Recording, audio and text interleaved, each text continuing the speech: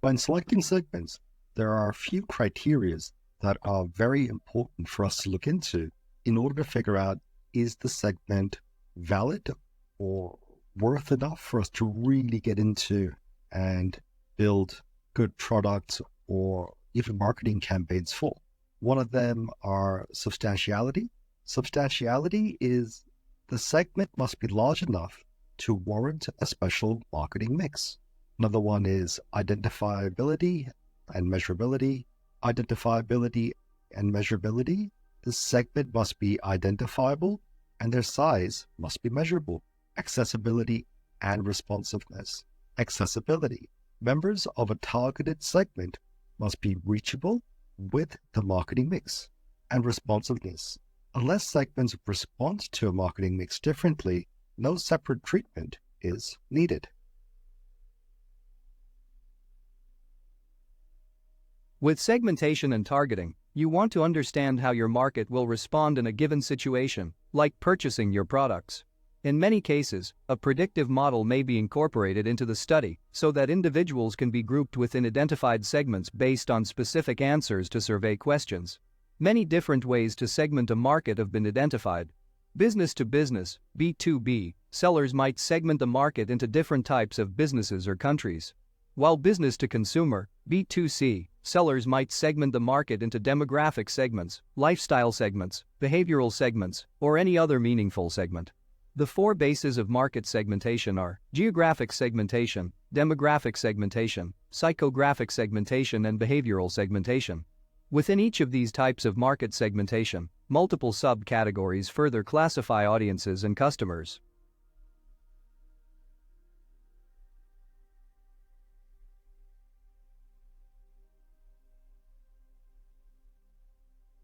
Benefits base. The process of grouping customers into market segments according to the benefits they seek from the product, and usage rate base, dividing a market by the amount of products bought or consumed. It's the 80-20% principle, where 20% of all customers generate 80% of all demand. The 80-20 rule is also known as the Pareto Principle.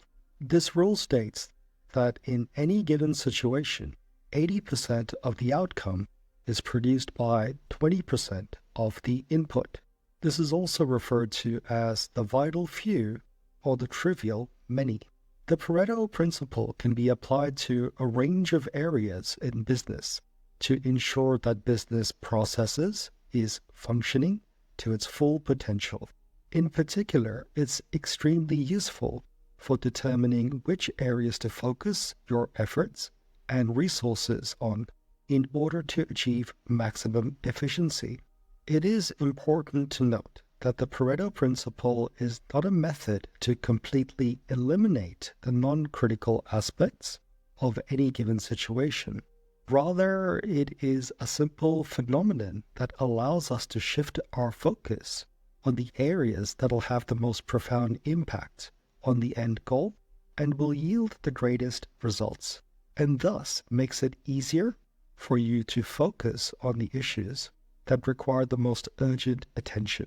In the world of marketing, when we are segmenting the market to identify who our primary target market is, we can use this exact same principle to better understand who are those 20% that end up buying 80% of our products, and thereby focus our efforts as an organization to meet their specific needs.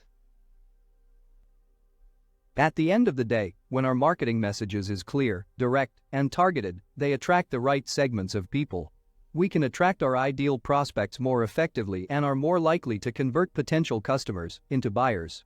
By being more specific about our product's value propositions and messaging, this also allows us to stand out from our competitors rather than blending in with other brands. We can also differentiate our brand by focusing on our specific customer needs and characteristics. As a business, when we know what our customers want and need, we can deliver and communicate offerings that uniquely serve and resonate with them. This distinct value and messaging leads to stronger bonds between our brands and customers, whilst creating lasting brand affinity.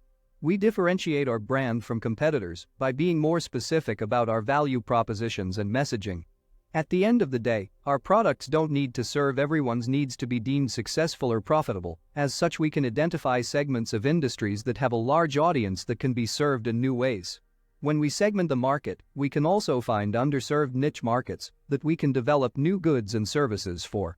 Most importantly, segmentation allows us to stay focused by targeting our message to our key segments, keeping our messaging and marketing objectives on track. This helps to identify new marketing opportunities and avoid distractions that will lead us away from our target market.